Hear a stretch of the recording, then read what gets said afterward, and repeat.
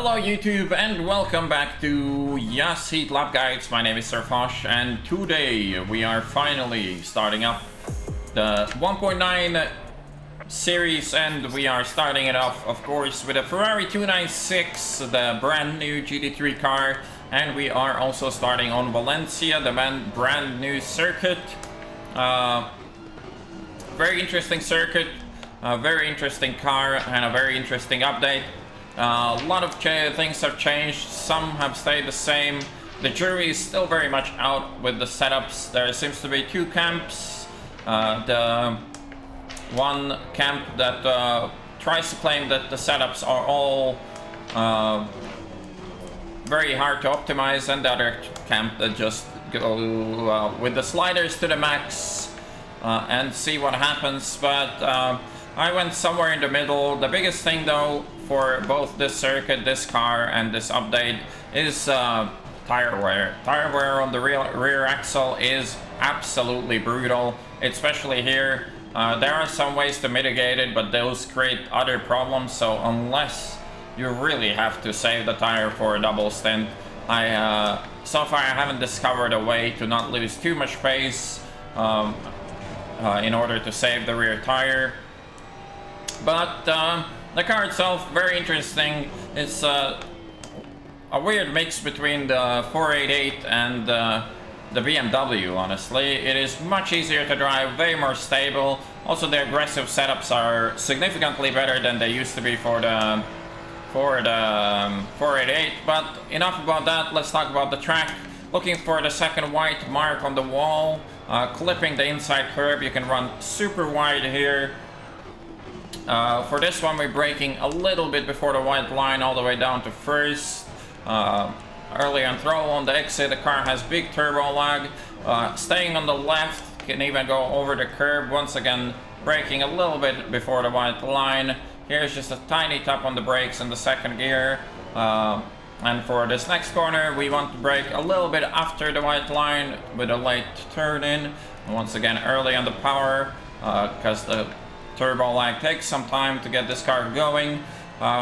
Go to the left, go to the right. Once again, braking a little bit before the white line. Staying on the apex here. Going all the way to the outside. And here we go left, then right. Braking tiny little bit after the apex. Can keep the car in first gear. And now the bumpiest corner of the track, once again before the white line, third gear. Can go really wide here if you have to. And now a very tricky braking zone for the last corner. You want to be slightly turning left, which is going to straighten your car out just before the brakes. And don't go too wide on the exit, as it is super easy to invalidate. But that is the rough lap guide of Valencia. Let's look at the setup that I'm going to be using and then send it for a hot lap. Alright, so here we go, the setup that I'm using. So as you can see, we are still maxing out the caster and maxing out the negative toe on the front and the negative camber all around. So the front tires generally are not really doing all that much in this update, so the wear is really low, so you can afford to burn them a little more and get a little extra out of them. There isn't really any reason to try to save the front tires, as it will create a bad balance on the tire wear and make the car feel even worse than actually trying to use them more effectively. As for the rear, we are running zero toe for a change. Still no idea if it's better to run full max and build a setup around that or do something like this. We are running the max camber. The reason for that is just faster, and by quite a significant amount. You can make a more aggressive setup.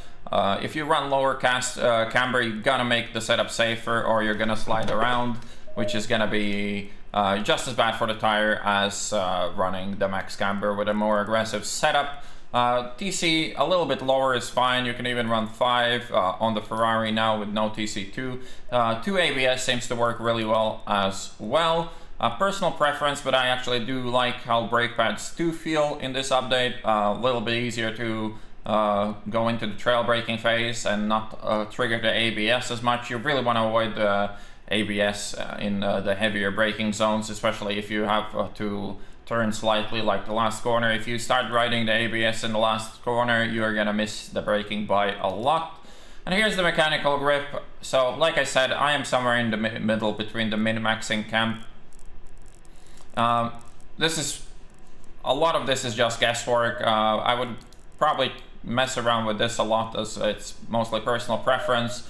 I do not like how the car feels with a bump stop range, but it might be a faster setup in the end of the day. From what I've seen, the fastest times have been done with fully maxed out setups. We're just shy of that. Also, preload is still out in the air. Dampers this is what I ended up using for now. We will probably change that in the future. And aero-wise, this car theoretically doesn't lose a lot of performance if you lift it up.